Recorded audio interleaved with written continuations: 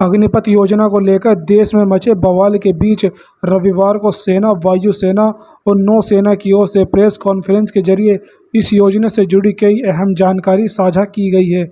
इस दौरान साफ तौर पर कह दिया गया है कि हिंसा में शामिल होने वाले युवाओं को भर्ती में शामिल नहीं किया जाएगा। अग्निवीर बनने के लिए सेना में भर्ती का आवेदन करने से पहले युवाओं को अपना शपथ पत्र देना होगा। इसमें उन्होंने बताना होगा कि वे किसी भी हिंसा में शामिल नहीं हुए हैं। वहीं सेना की ओर से जानकारी दी गई है कि भर्ती प्रक्रिया के तहत आवेदनकर्ताओं का पुलिस वेरिफिकेशन भी कराया जाएगा। पुलिस की ओर से जांच के बाद ही सेना के लिए आवेदन कर पाएंगे।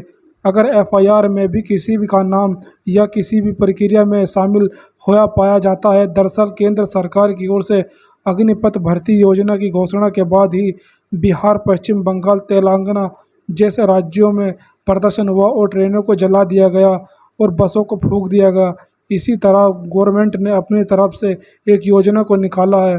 अगर किसी भी व्यक्ति का कोई भी हाथ इस हिंसा में पाया जाता है, उसको सेना में भर्ती नहीं किया जाएगा। बताया गया है कि भारतीय वायुसेना में 24 जून से अग्निपथ योजना के तहत अग्निवीरों की भर्ती शुरू हो जाएगी। वहीं नौसेना ने अग्निवीरों की भर्ती के लिए 25 जून को नोटिस छपवाने का ऑर्डर दिया है। इसके साथ ही थल सेना में 1 जुलाई को अग्निवीरों की भर्ती के लिए अधिसूचना जारी पत्र कर दिया जाएगा।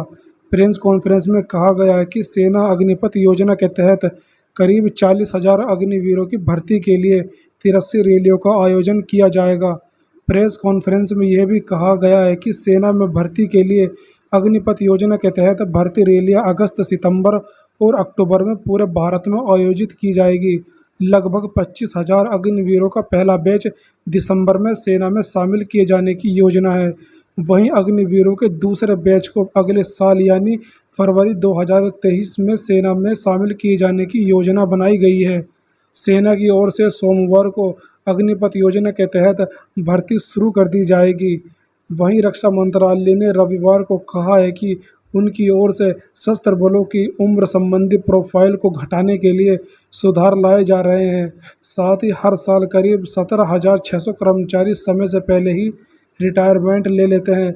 ऐसा नहीं है कि अग्निपथ योजना के तहत ही लोग सेना में भर्ती हो जाएंगे।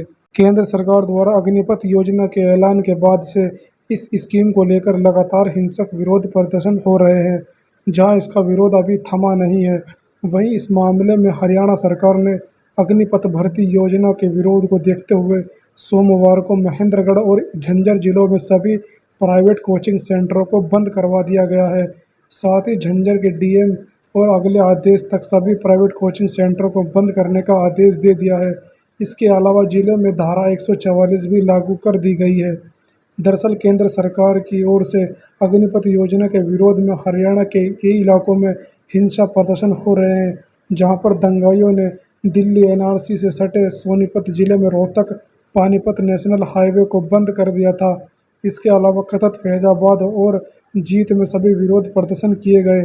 वहीं महेंद्रगढ़ जिले में बीते कुछ दिनों से भारतीय सेना में अग्निवीरों की भर्ती योजना के खिलाफ लगातार विरोध हो रहा है।